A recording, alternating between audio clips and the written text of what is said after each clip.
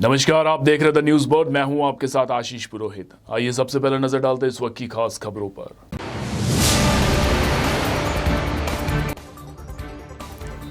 प्रधानमंत्री नरेंद्र मोदी के मन की बात के 117वें एपिसोड का जोधपुर भाजपा संगठन की ओर से सीधा प्रसारण देखा गया।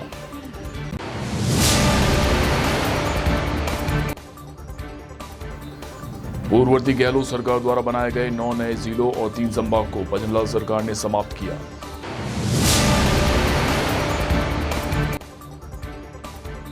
जोधपुर रेंज की स्पेशल साइक्लोन टीम ने ऑपरेशन तटपुंजिया के तहत बड़ी कार्यवाही करते हुए 15,000 रुपए के इनामी आरोपी को किया गिरफ्तार।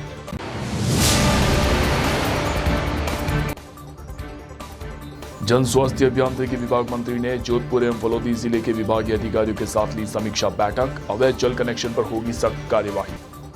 और अब खबरें विस्तार से।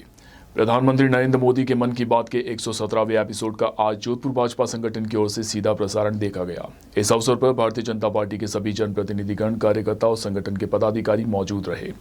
प्रधानमंत्री नरेंद्र मोदी ने मन की बात कार्यक्रम में मुख्य रूप से स्वास्थ्य क्षेत्र में मलेरिया और कैंसर के खिलाफ लड़ाई, तमिल भाषा की प्राचीनता, फिल्मी हस्तियों की 100वीं जयंती, बस्तर ओलंपिक, प्रयागराज महाकुंभ 2025 के AI चैटबोट सुविधा और संविधान के 75 वर्षों पर चर्चा की। कार्यक्रम में शुरुआत में नए साल की एडवांस में बधाई के साथ उन्होंने संविधान के 75 वर्ष और प्रयागराज में होने वाले महाकुंभ की भी चर्चा की।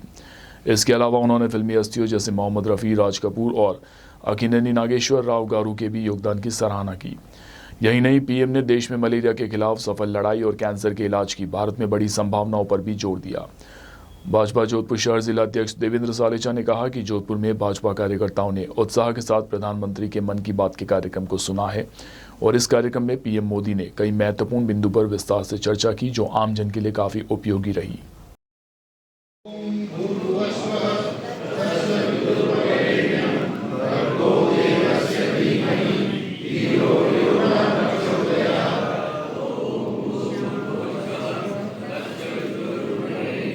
आज जोधपुर शहर में मोदी जी के मन की बात का कार्यक्रम का 117वां संस्करण लाइव देखा गया और इस कार्यक्रम में हमारे जिलाध्यक्ष जी ने और तमाम पदाधिकारियों ने और यहाँ के जनप्रतिनिधियों ने, आम नागरिकों ने बढ़ चढ़कर हिस्सा लिया और हमारे यशस्वी प्रधानमंत्री जी के मन की बात के वो सारे प्रसंग, जो चाहे वो किसी गली मोहल्ले में या कोई विशेष कलाकृति, विशेष डिजाइन, विशेष पेंटिंग के लिए जो किए जाते हैं और सभी उन दिव्यांगों के द्वारा भी किए जाते हैं, उनको पूरे विश्व में और उनकी योजनाओं को पूरे विश्व में प्रसारित और प्रमाणित कराने का एक सुंदर और सुनहरा अवसर मिलता है। और इस कार्यक्रम में हमारे सभी जनप्रतिनिधियों द्वारा भी कहीं न कहीं ये प्रधानमंत्री के द्वारा जो योजनाएं बनाई जा रही हैं, चाहे वो दिव्यांगों के लिए बनाई जा रही है या किसानों के लिए बनाई जा रही है, उसके मार्फत देखकर अच्छा करने का मौका मिलता है। देश के यशस्वी प्रधानमंत्री आदरणीय नरेंद्र भाई मोदी के मन की बात का 117वें संस्करण, जो कि पूरे भारतवर्ष में, ये जोधपुर का सौभाग्य रहा है कि पूरे भारतवर्ष में यह कार्यक्रम लाइव दिखाया गया है। जोधपुर के इस कार्यक्रम को इसमें जोड़ा गया है। मैं इसके लिए हमारे प्रदेश नेतृत्व और राष्ट्रीय नेतृत्व का भी हार्दिक धन्यवाद करूंगा कि उन्होंने जोधपुर की कार्यकर्ताओं को भी यह प्रधानमंत्री जी से बात करने का अवसर प्रदान किया है। इस कार्यक्रम के निमित्त पिछले 2 दिन से तैयारियां चल रही थी और कार्यकर्ताओं में भी बड़ा जोश इस कार्यक्रम को लेकर के था। और आप यहाँ पर देख रहे हैं कि जिस तरह से सैकड़ों की संख्या में आज यहाँ कार्यकर्ता उपस्थित है, यह दर्शाता है कि प्रधानमंत्री जी की बात को हर कोई सुनना और समझना चाहता है। पूर्ववर्ती गहलोत सरकार ने अपने अंतिम दौर में बनाए गए 9 नए जिलों और 3 संभाग को शनिवार को भजनलाल सरकार ने समाप्त कर दिया। इसी के साथ जोधपुर ग्रामीण जिले को भी समाप्त कर दिया गया है। ऐसे में वृहद जोधपुर जिला अब एक ही रहेगा। अब राजस्थान में 41 जिले और 7 संभाग हो गए। शनिवार को भजनलाल कैबिनेट और मंत्रिपरिषद की बैठक के बाद प्रेस कॉन्फ्रेंस में मंत्री जोगाराम पटेल ने इस बात की जानकारी दी। वहीं भजनलाल सरकार के इस निर्णय के बाद कांग्रेस नेता राजेंद्र सोलंकी ने नाराजगी जताते हुए बताया कि यह जन विरोधी निर्णय है। उन्होंने बताया कि देश के पूर्व प्रधानमंत्री मनमोहन सिंह के अंतिम संस्कार के दिन इस तरह से भजनलाल सरकार का एकदम से यह जिले खत्म करने का निर्णय समझ से बाहर है। सोलंकी ने बताया कि प्रदेश में कई जगहों पर इस निर्णय का विरोध देखने को मिल रहा है। भाजपा सह मीडिया प्रवक्ता दिनेश चौधरी ने बताया कि कांग्रेस सरकार ने आनन फानन में नए जिले बनाने की घोषणा कर दी थी, जिनका धरातल से कोई वास्ता नहीं था। आज भजनलाल सरकार ने जनता के हित में निर्णय करते हुए इन जिलों को समाप्त कर प्रदेश के विकास में एक महत्वपूर्ण निर्णय लिया है। राजस्थान की सरकार ने जैसे आज निर्णय लिया है, वैसे तो आज मनमोहन सिंह जी की जो देहांत हुआ है उसका फ्यूनरल का प्रोग्राम वगैरह वो है, अब अशोक भी है, पर ये क्या मतलब किस तरह से अब ये लोग निर्णय करते हैं। तो अभी इन्होंने जोधपुर जो संभाग था उसको भी ख़त्म कर दिया और जोधपुर ग्रामीण जिला वो ख़त्म कर दिया, सांचौर उसको भी ख़त्म कर दिया और भी राजस्थान के अंदर 9 तो जिले ख़त्म कर दिए, 3 संभाग उन्होंने ख़त्म कर दिए। तो अब इस तरह से इन्होंने ये निर्णय लिए हैं, ये जन विरोधी निर्णय मैं मानता हूँ और जनता की अप्रोच आसानी से कैसे हो वो काम सरकार को करना चाहिए। तो ये जैसे भी पार्टी निर्णय लेगी, डोडासा साहब ने भी स्टेटमेंट दिया है, तो वो भी जो भी पार्टी स्तर पर जो भी निर्णय होगा उसका हम भी उस हिसाब से जोधपुर में भी इसका विरोध करेंगे कि इस तरह से आप जो भी निर्णय लिया है। जोधपुर के जो जनप्रतिनिधि है उनको भी, जो इनके पार्टी के, उनको भी सोचना चाहिए कि आज कई भी चीज़ें हैं जिनको अप्रोच आज आसानी से और लोगों के वो काम होने चाहिए। मेरा ये आप लोगों से लगता है साहब आपको कि जोधपुर को लेकर के हमेशा ही जब भी गहलोत जी नहीं होते हैं तो द्वेष भावना रखती है पार्टी हमेशा? ये तो आज के क्या, ये तो जब से अशोक गहलोत साहब मुख्यमंत्री बने हैं, मुख्यमंत्री बनने का और वापस से जब सरकार चेंज हो जाती है तो ये लोग सौतेला व्यवहार हमेशा ही करते आए हैं। डेवलपमेंट के काम को लेकर भी करते रहे हैं, दूसरे कामों को भी लेकर करते रहे हैं। तो ये तो हमेशा उन्होंने इनकी भावना ही, आप देखो ना, एम्स, अशोक गहलोत साहब ने एम्स वहाँ पे नागौर रोड पे थी, अब ये वहाँ खाली वहाँ नहीं हो तो अशोक गहलोत साहब का भाई जहाँ कहीं भी करनी वहाँ करो, फिर वहाँ लाके अपने इंडस्ट्री एरिया में जहाँ पॉल्यूशन का एरिया है, तब ये इनकी तो सोच ही वही है, तब क्या करो। अब अशोक गहलोत साहब का तो जो निर्णय डेवलपमेंट के काम जो पहले भी थे उनको भी बंद कर दिया, अभी भी बंद है। अभी भी अशोक गहलोत साहब के जो निर्णय के जो काम इस सरकार में जो किए गए हैं उन कामों को भी बंद किया है, ऐसा नहीं है, उन कामों को भी बंद किया है।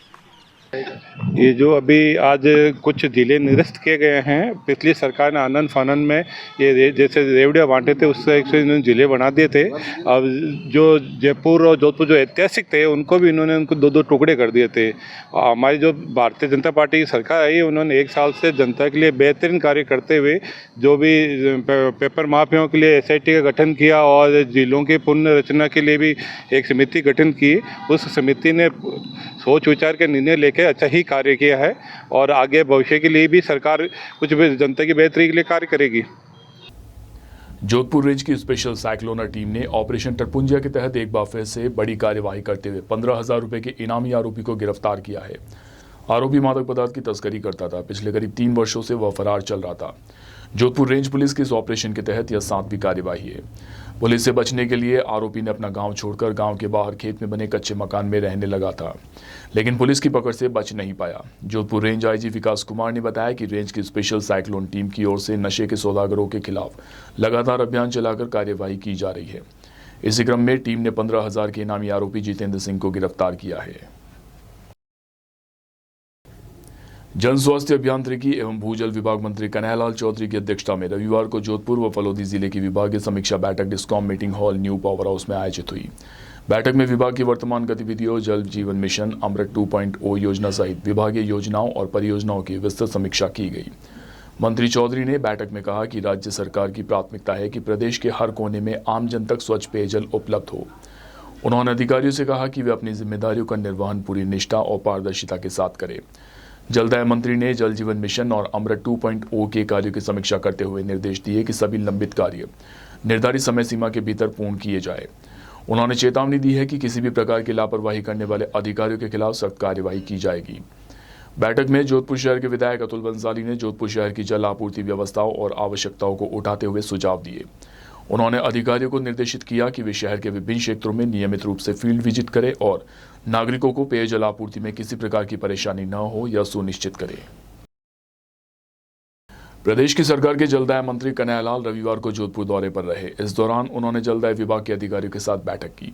बैठक के पश्चात कर्मचारियों ने अपनी विभिन्न मांगों को लेकर मंत्री कन्हैयालाल को ज्ञापन सौंपा।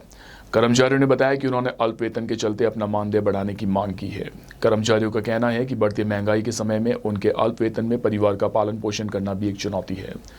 उन्होंने बताया कि ज्ञापन सौंप मांग की गई है कि कर्मचारियों के मानदेय को बढ़ाया जाए, उनका स्थायीकरण किया जाए। उन्होंने बताया कि इस संबंध में पूर्व में भी सरकारों को ज्ञापन सौंपा गया, परंतु उन्हें सिर्फ आश्वासन ही दिया गया। इस संबंध में विधायक बाबू सिंह राठौर से भी चर्चा की गई। कर्मचारियों का कहना है कि जलदाय मंत्री ने इस बार उनकी मांगों पर उचित कार्यवाही करने का आश्वासन दिया है। आज तक पैसा नहीं मिला, 8 साल से पैसा नहीं मिला अभी तक। 8 साल हो गए। सरपंच दे दिया, लगवा दिया, ट्यूबवेल चलाते और पैसा मिलता नहीं है। 200 का ही बंदा है। हाँ, 229 बंदा हमें, 1 रुपया भी मोने नहीं मिली है। पहले नहीं मिला तो तुम काम करे तो जब हमारे को अगर तुम्हें 1 महीने बाद में पैसा नहीं मिला तो दूसरे महीने बंद कर देना चाहिए। तो बंद करें तो कह रहे पैसे साथ में दे देंगे, बाद में दे देंगे, बाद में। आज पूरे जोधपुर संभाग से जनता जल सहायक पंप चालक कर्मचारी जो जलदाय विभाग में कार्यरत है और लंबे समय से, कुछ बंदे 30 वर्ष से, और एक इनको अल्प वेतन मिलता है शुरुआत में 500 से लगाकर अभी 7,500 तक। और इस महंगाई के जमाने में इनको न सेवा नियम लाभ मिल रहे हैं, न इनको परमानेंट की कोई व्यवस्था हुई। पूर्ववर्ती सरकार ने एक सहायक पंप चालक पदनाम दिया, जलदाय विभाग में हमें स्थानांतरित कर दिया पंचायत विभाग में, पर उस आदेश की पालना नहीं हुई। उस पालना के अभाव में और उस आदेश में कुछ बंदे पीछे रह गए जिनकी नलकूपें हस्तांतरित नहीं हुई, और उसके चक्कर में उन्हें 2-3 वर्ष से वेतन ही नहीं मिल रहा है। 500-600 के करीब वो बंदे। हमारे माननीय विधायक महोदय बाबू सिंह जी ने भी खूब प्रयास किया और पश्चिमी राजस्थान के जितने भी मंत्री विधायक हैं सबने राजस्थान सरकार से निवेदन किया कि इन जनता जल कर्मचारियों की जो लंबित मांगे हैं अति शीघ्र इनका निस्तारण किया जाए, क्योंकि ये लंबे समय से पीड़ित, शोषित एवं अपने जीविकोपार्जन के लिए दर दर की ठोकरें खा रहे हैं। और जल सेवा जैसा पुनीत कार्य करने के बाद में भी, और हम भी सरकार की तरफ, भजनलाल सरकार, माननीय चौधरी साहब मुख्यमंत्री जी के तरफ आशा भरी नजर से देख रहे हैं कि हमें भैरू सिंह जी ने जो रोजगार दिया और हम आज एक एक दाने दाने के मोहताज हैं। तो सभी कर्मचारी मिले क्या मंत्री जी को हमने अपनी जो लंबित मांगे हैं, नियमितीकरण, वेतन बढ़ोतरी और जो हस्तांतरण से वंचित नलकूप हैं उनके मानदेय 2-2.5 साल से नहीं मिल रहा है, उनके अति शीघ्र निस्तारण हेतु हमने निवेदन किया। और मंत्री जी ने प्रॉमिस किया है कि पहले भी पिछली बार जब न्यू पावर हाउस आए थे तब हमने निवेदन किया तो उन्होंने बोला था कि मैं आपकी वेतन बढ़ोतरी करूंगा। तो अब की बार भी उन्होंने आश्वासन दिया और हम अभी यहीं बैठे हैं। आज हम सबसे पक्का आश्वासन लेके ही घर जाएंगे। राजस्थानी भाषा के ख्यातनाम राजस्थानी लेखक सौभाग्य सिंह शेखावत के जन्म शताब्दी समारोह के अंतर्गत 1 दिवसीय राष्ट्रीय परिसंवाद का आयोजन साहित्य अकादमी व जयनंद व्यास विश्वविद्यालय के राजस्थानी विभाग के संयुक्त तत्वावधान में निजी होटल में आयोजित किया गया। समारोह संयोजक व राजस्थानी विभाग अध्यक्ष डॉक्टर गजय सिंह राजपुरोहित ने बताया कि इस राष्ट्रीय परिसंवाद का उद्घाटन समारोह राजस्थानी भाषा परामर्श मंडल साहित्य अकादमी के संयोजक प्रोफेसर डॉक्टर अर्जुन देव चारण की अध्यक्षता व जेएनयू के कुलपति प्रोफेसर डॉक्टर केएल श्रीवास्तव की उपस्थिति में आयोजित किया गया। इस अवसर पर जेएनयू कला संकाय के पूर्व अधिष्ठाता प्रोफेसर डॉक्टर कल्याण सिंह शेखावत मुख्य अतिथि के रूप में मौजूद रहे। राजस्थानी भाषा साहित्य व संस्कृति अकादमी के पूर्व सचिव पृथ्वीराज रत्नू व प्रतिष्ठित कवि आलोचक डॉक्टर गजय सिंह राजपुरोहित की अध्यक्षता में आयोजित विभिन्न साहित्यिक सत्रों में विभिन्न विषयों पर आलोचनात्मक शोध प्रस्तुत किए गए। इस अवसर पर 2 पुस्तकों का लोकार्पण भी किया गया। साहित्य अकादमी और राजस्थानी विभाग आने से राजस्थानी विभाग में सौभाग्य सिंह जी शेखावत्री जीवन और सृजन 1 दिवसीय राष्ट्रीय परिसंवाद रो आयोजन राखी जो में, और उनरी जो कोई सृजना है, जो कोई साहित्य सृजन करेड़ो है, बीर माते आज राजस्थान से पधारेड़ा, न्यायालय जिला से पधारेड़ा विद्वान लोग बात करेला।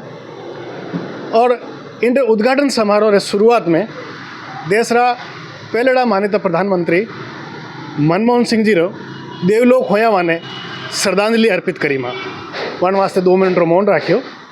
और चूँकि एक साहित्यिक आयोजन है, इनमें कोई धूम धड़ाका वाली बड़ी बात नहीं है, बिल्कुल चर्चा वे साहित्यिक, तो वाने 2 मिनट मौन राख वाने श्रद्धांजलि अर्पित करी।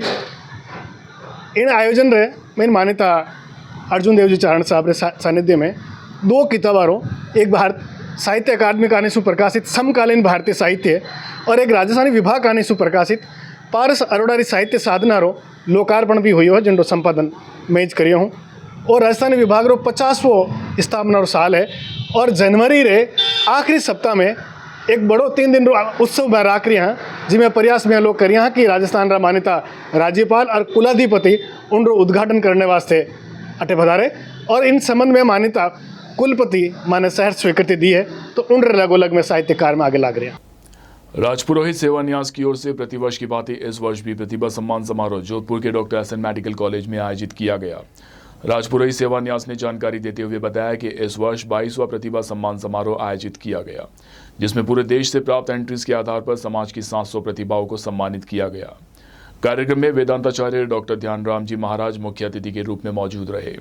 उन्होंने बताया कि वर्ष भर में समाज के बच्चे जिन्होंने शिक्षा के क्षेत्र 10वीं 12वीं यूजी पीजी में बेहतर परिणाम लाने वाले और मेडिकल छात्रों को भी सम्मानित किया गया। यह कार्यक्रम हर वर्ष दिसंबर माह में आयोजित किया जाता है। आज आयोजित हुए कार्यक्रम में सम्मानित होने वाले विद्यार्थियों के अलावा बड़ी संख्या में राजपुरोहित समाज के लोग भी उपस्थित रहे। राजपुरोहित सेवा न्यास जोधपुर की तरफ से प्रतिवर्ष दिसंबर माह में प्रतिभावान विद्यार्थियों के लिए सम्मान समारोह आयोजित किया जाता है।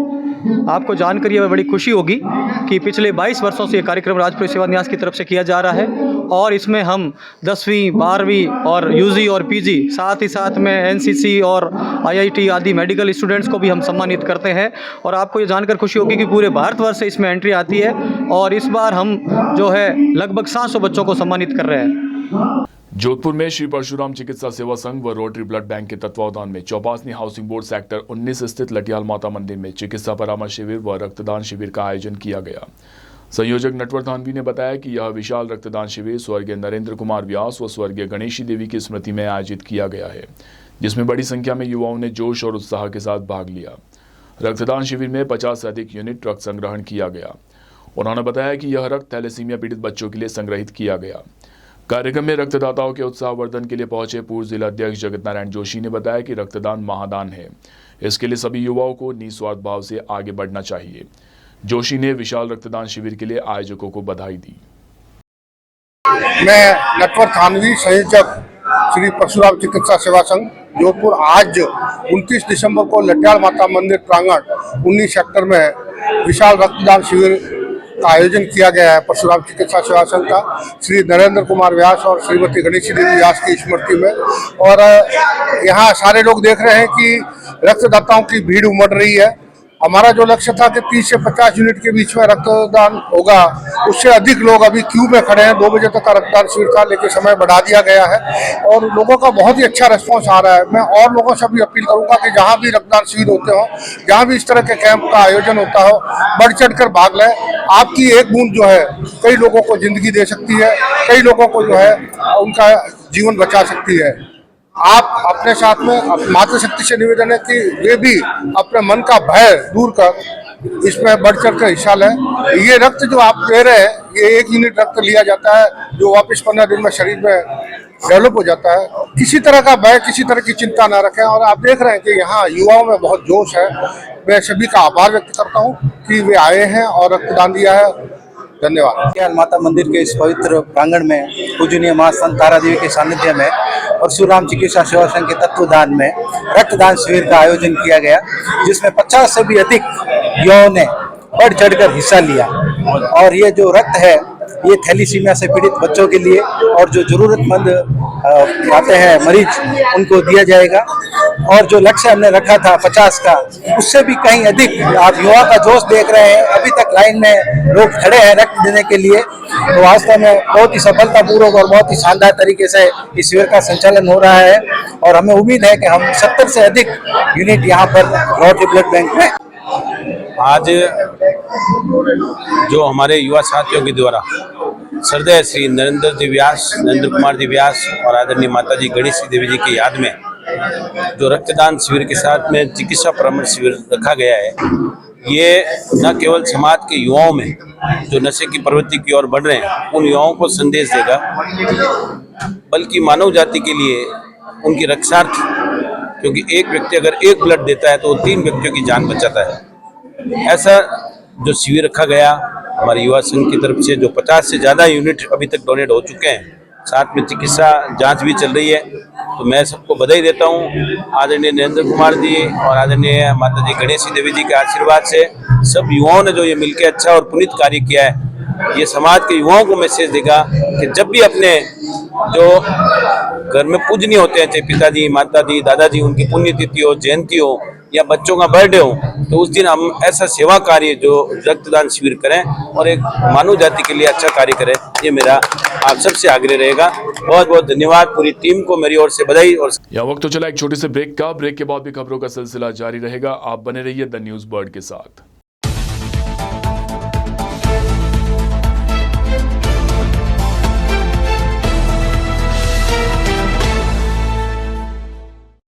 ब्रेक के बाद एक बार फिर से आपका स्वागत है। विश्व हिंदू परिषद बजरंग दल के तत्वावधान में रविवार को विशाल शौर्य रैली का आयोजन किया गया। यह रैली जोधपुर के गोकुल जी के प्याऊ से रवाना होकर बदवासिया, पावटा, नई सड़क, घंटाघर होती हुई पुनः गोकुल जी के प्याऊ जाकर विसर्जित हुई। जितेंद्र वर्मा ने बताया कि सनातन धर्म के प्रति जागरूकता के उद्देश्य से आयोजित इस शौर्य रैली में बड़ी संख्या में विश्व हिंदू परिषद बजरंग दल के कार्यकर्ताओं ने हिस्सा लिया। उन्होंने बताया कि यह सर्व जागरण यात्रा है जिसमें हिंदू पुरुष, महिलाएं व युवाओं ने उत्साह के साथ भाग लिया। उन्होंने बताया कि यह यात्रा सभी सनातन प्रेमियों के लिए गौरव का विषय है।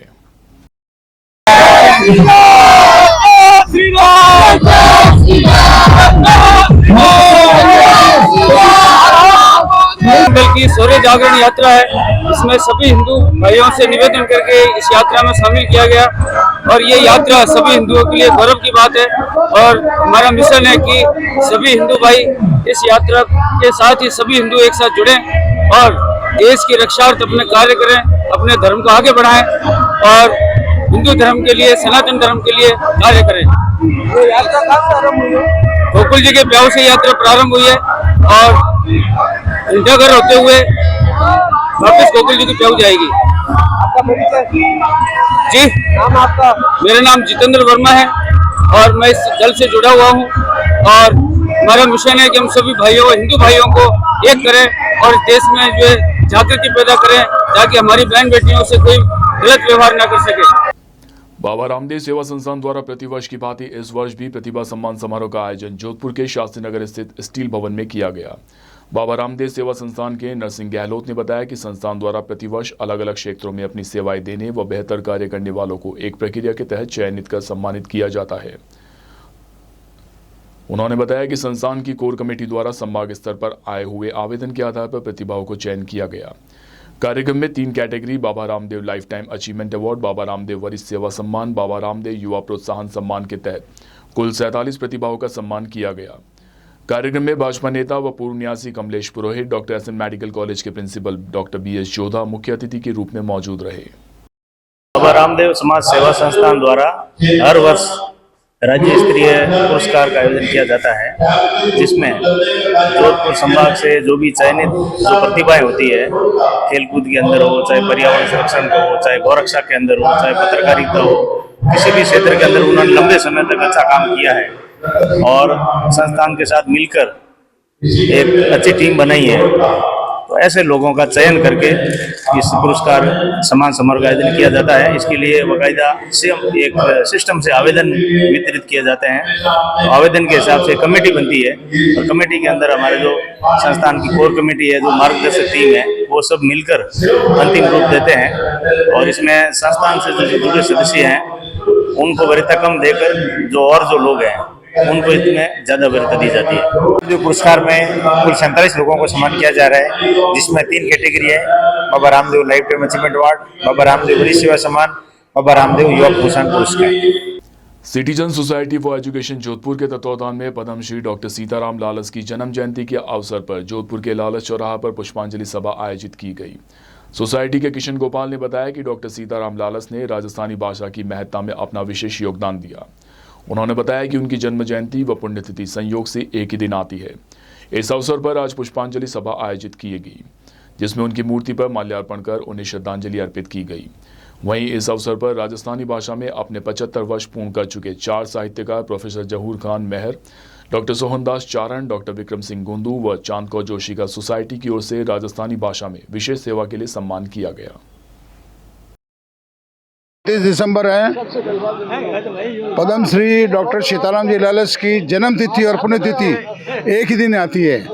सिटीजन सोसाइटी फॉर एजुकेशन प्रतिवर्ष मूर्ति पे माल्यार्पण करके उनका स्मृति में आज का दिवस मनाती है। आज के दिन राजस्थानी भाषा में जो 75 वर्ष पूर्ण कर चुके 4 साहित्यकार प्रोफेसर जहूर खान मेहर साहब, डॉक्टर सोहनदास जी चारण, डॉक्टर विक्रम सिंह जी गुंदोज और चांद कौर जी जोशी, इनका सिटीजन सोसाइटी फॉर एजुकेशन की ओर से राजस्थानी भाषा की सेवा के लिए सम्मान किया जाएगा। सीताराम जी लालस राजस्थानी ने पगों माथे खड़ी कर दी। 50 बरस तक लघु मेहनत करियों के बाद वे जो शब्दकोश तैयार कियो वो राजस्थानी रो आधार है। शब्दकोश ही नहीं, व्याकरण भी। तो भाषा रे वास्ते जो चाहिए व्याकरण और कोश वे दो ही सीताराम जी शुरू करी। और वे क्या करता है कि जयपुर हरिनारायण जी पुरोहित ने एक पोस्ट कार्ड लिखियो, वे की आलोचना कर दी, पहले की करने बताओ। इन माते वे करने लग गया और 50 बरस तक लघु लागोड़ा रिया। और शब्दकोश जो हमारा वॉल्यूम में तैयार हो गया ना, में वो क्या बजा के मोरे दुनिया में हैंगो बड़ो शब्दकोश 6,500 पेज रो 2.5 लाख शब्दों रो शब्दकोश मोर कने है। उनमें मुहावरा भी है। एक तरह वो पूरी राजस्थानी संस्कृति उनमें है। कोई सांस्कृतिक बात आता है उन्होंने विशेष विवरण लिखियो है। तो राजस्थानी मुहावरा कोश, राजस्थानी शब्दकोश, राजस्थानी व्याकरण, ये सब तैयार करना जस कोई एक आदमी ने है तो वे सीताराम लालस है। सूर्यनगरी तराना संस्थान की ओर से सुप्रसिद्ध गायक स्वर्गीय मोहम्मद रफ़ी और अभिनेता स्वर्गीय राज कपूर की 100वीं जन्म जयंती के अवसर पर जोधपुर के शिवांची गेट स्थित पुष्टिकर कॉलेज में द म्यूजिक इवेंट का आयोजन किया गया। सूर्यनगरी तराना संस्थान के नीरज बोहरा ने बताया कि संस्थान द्वारा तनाव मुक्त अभियान के तहत विभिन्न स्थानों पर म्यूजिकल इवेंट का आयोजन किया जाता है। उसी के चलते मोहम्मद रफ़ी और अभिनेता राज कपूर की 100वीं जन्म जयंती के अवसर पर द म्यूजिक इवेंट का आयोजन किया गया, जिसमें संस्थान से जुड़े गायक कलाकारों ने गीतों की प्रस्तुति दी। उन्होंने बताया कि संस्थान द्वारा लगातार सेवा कार्य भी किए जाते हैं, जिसके चलते जरूरतमंद लोगों को भोजन वितरण व कंबल वितरण भी किया जाता है। आज का कार्यक्रम रफ़ी साहब और राज कपूर की 100th बर्थडे जो कि दिसंबर महीने में आती है उसके सेलिब्रेशन के रूप में बनाया जा रहा है, जिसमें सूर्यनगरी तराना एक तनाव मुक्ति अभियान है। सभी सिंगर्स यहाँ पे परफॉर्म कर रहे हैं और रफ़ी और राज के नगमे गा रहे हैं। आज का ये प्रोग्राम हमारा बहुत भव्य प्रोग्राम है। हमने बहुत टाइम से इसका सपना देख रखा था कि हम इन दोनों का एक साथ सेलिब्रेट करेंगे, तो आज वो समय आया है और हम बहुत उत्साहित होकर ये कार्य कर रहे हैं और हमें इस पर बहुत आनंद आ रहा है। और सभी से विनती है कि जो अभी तक नहीं आए वो और आए और इनको देखें। कितने लोगों ने भाग लिया इसमें? करीब 50 आदमियों ने इसमें भाग लिया है और सभी एक से एक बढ़कर एक गायक है, जिसमें महिलाएं हैं, पुरुष हैं, बच्चे हैं और इसके अलावा बुजुर्ग भी हैं जो करीब 75-76 ईयर्स के हैं। आपका परिचय? मैं सुरेंद्र जोशी हूँ। जोधपुर के सिंधी कॉलोनी स्थित गुरुद्वारा श्री गुरु तेग बहादुर साहिब के तत्वाधान में रोटरी क्लब के सहयोग से रविवार को विशाल रक्तदान शिविर का आयोजन किया गया। जोधपुर सेंट्रल गुरुद्वारा प्रबंधन कमेटी के सचिव जितेंद्र सिंह बत्रा ने बताया कि जोधपुर सेंट्रल गुरुद्वारा प्रबंधन कमेटी के तत्वाधान में विशाल रक्तदान शिविर का आयोजन किया गया। रक्तदान शिविर में डॉक्टर सर्वपल्ली राधाकृष्णन आयुर्वेदिक विश्वविद्यालय के कुलपति प्रोफेसर डॉक्टर प्रदीप प्रजापति मुख्य अतिथि के रूप में मौजूद रहे। जितेंद्र सिंह बत्रा ने बताया कि सिंधी व सिख समाज दोनों ने साथ में मिलकर इस रक्तदान शिविर को सफल बनाया। उन्होंने बताया कि इस पूरे वर्ष में 500 यूनिट रक्त संग्रहण का लक्ष्य रखा गया था, जिसके चलते पूरे वर्ष अलग अलग जगहों पर रक्तदान शिविर के आयोजन किए गए। इसके अलावा सेवा कार्य जैसे अस्पतालों में जरूरतमंदों को भोजन वितरण करना जैसे कार्य भी किए जाते हैं। आज एक स्पेशल पर्व पर हमारा 1 साल पूरा हुआ है यहाँ आयुर्वेद यूनिवर्सिटी की ओपीडी चलाते हुए, और जिसमें जितेंद्र सिंह जी का बहुत बड़ा योगदान रहा है कि शायद हम यहाँ नहीं आ पाते अगर ये यहाँ नहीं होते। और हम ये देख रहे हैं कि लगातार यहाँ पे मरीजों की संख्या बढ़ती जा रही है और कई मरीज आज भी जब से हमने बात की तो कई मरीज बहुत सेटिस्फाइड हैं और हमारा होम्योपैथी और आयुर्वेद दोनों मिलकर यहाँ कमाल कर रहा है। और इसी को ध्यान में रखते हुए आगे भी हम एक्सटेंशन करने जा रहे हैं। दूसरा गुरुद्वारा जो बन रहा है वहाँ भी हम जा रहे हैं, पंजाबी और सिंधी समाज में भी जा रहे हैं हम दोनों लोग के साथ मिलके, क्योंकि ये है कि हमारी तरफ से कि ज़्यादा से ज़्यादा लोगों को सुविधा मिल सके, इसको ध्यान में रखते हुए। क्योंकि आप जानते हैं आजकल लाइफ स्टाइल डिसऑर्डर की वजह से प्रॉब्लम हो रही है, तो थोड़ी बहुत हम उनको शिक्षा भी दे देते हैं, थोड़ी बहुत दवाइयाँ भी दे देते हैं, खान पान रहन सहन की बात बता देते हैं, तो हम लोग बहुत अच्छा महसूस करते हैं। और हमें लगता है कि आज सबसे ज़्यादा समाज को इसी की ज़रूरत है कि कैसे रहा जाए, कैसे कहा जाए, कैसे बात की जाए, ये भी भूलते जा रहे हैं हम धीरे धीरे करके। इसलिए यहाँ गुरुद्वारा में आके एक स्पेशल अलग तरीके का माहौल मिलता है हमको, और जो एनर्जी मिलती है वो पूरे साल भर प्रिजर्व करके रखते हैं। इसलिए बीच बीच में जब लगता है हमको कि कुछ हो रहा है, हम पहुँच के यहाँ जाते हैं और यहाँ से एनर्जी लेके जाते हैं। रेहान, सचिव पंजाबी समाज जोधपुर। गत कुछ वर्षों से हम सिख और सिंधी समाज के साथ मिलकर हमने एक समन्वय समिति बना रखी है, जिसमें हम यह चाहते हैं कि लोकतंत्र में जो है हमारा भी भागीदारी हो और हमारी जो है एग्जिस्टेंस लोगों को पता लगे। और मैं जितेंद्र सिंह जी और भाई साहब के प्रेरणा से हम लोग पंजाबी समाज में भी हमारा नया भवन बन रहा है, तो उसमें आयुर्वेद और होम्योपैथिक के जो है अपने चिकित्सालय छोटी यूनिट शुरू करेंगे। और इनका बहुत बहुत आभार है रास्ता दिखाने के लिए। और बीच में मैंने और भी एक प्रस्ताव दिया है कि हमारा बासनी ट्रांसपोर्ट नगर में भी एक स्पेस है, तो वो हम इनको विजिट कराएंगे। अगर इनको उचित लगेगा तो वहाँ पर हम आयुर्वेद और एलोपैथी और इनका सब का एक छोटा मिनी हॉस्पिटल करेंगे। वाहिगुरु जी का खालसा, वाहिगुरु जी की फतेह। आप सभी को इस विशाल आयोजन में सहयोग देने के लिए बहुत बहुत धन्यवाद।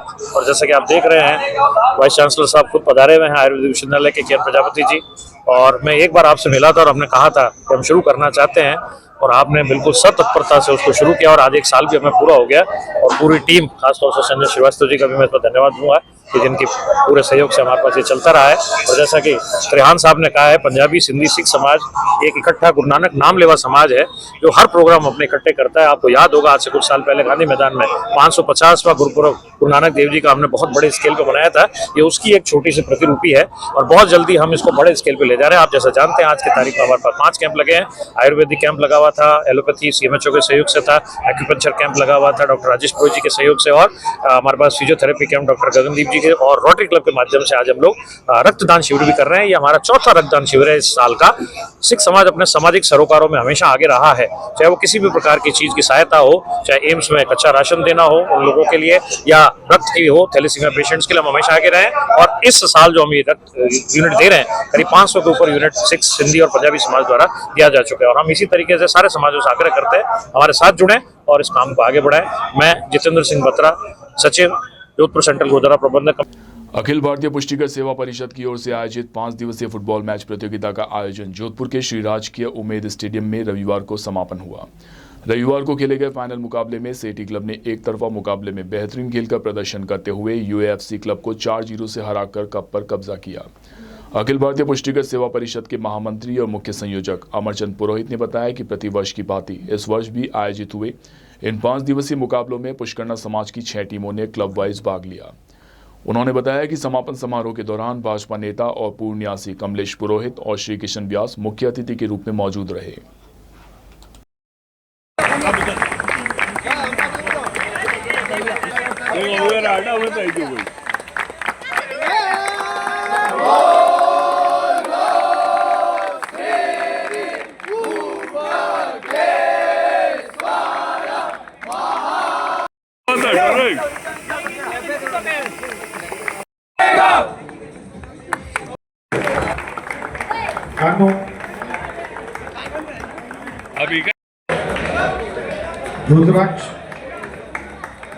परिषद के खेलकूद पखवाड़े का जो है आज समापन हुआ है।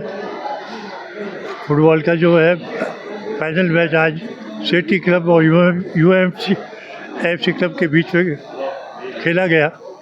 सेठी क्लब 4-0 से विजयी हुई है और परिषद जो है लगातार 19वां वर्ष है कि टूर्नामेंट लगातार कर रही है और इसका निश्चित कैलेंडर है 25 से 31 दिसंबर के बीच में किया जा रहा है। मैं सभी आज के समारोह के अतिथि श्री कमलेश जी पुरोहित और श्री श्री कृष्ण जी व्यास का मैं आभार व्यक्त करता हूँ। उन्होंने हमारा अमूल्य समय देके पारितोषिक वितरण में भाग लिया, पूरे मैच में खिलाड़ियों का प्रोत्साहन बढ़ाया और मैं आशा करता हूँ कि इस टूर्नामेंट की निरंतरता बनी रहेगी। जय हिंद। आइए अंत में एक बार फिर से नजर डालते इस वक्त की खास खबरों पर।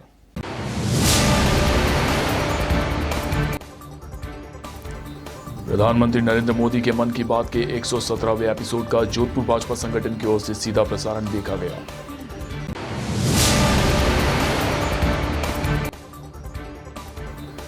पूर्ववर्ती गहलोत सरकार द्वारा बनाए गए 9 नए जिलों और 3 संभाग को भजनलाल सरकार ने समाप्त किया।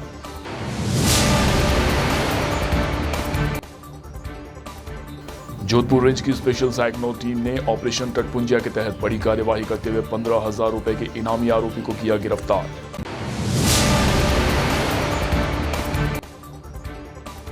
जन स्वास्थ्य अभियांत्रिकी विभाग मंत्री ने जोधपुर एवं फलोदी जिले के विभागीय अधिकारियों के साथ ली समीक्षा बैठक। अवैध जल कनेक्शन पर होगी सख्त कार्यवाही।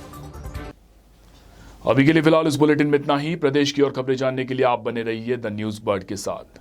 नमस्कार।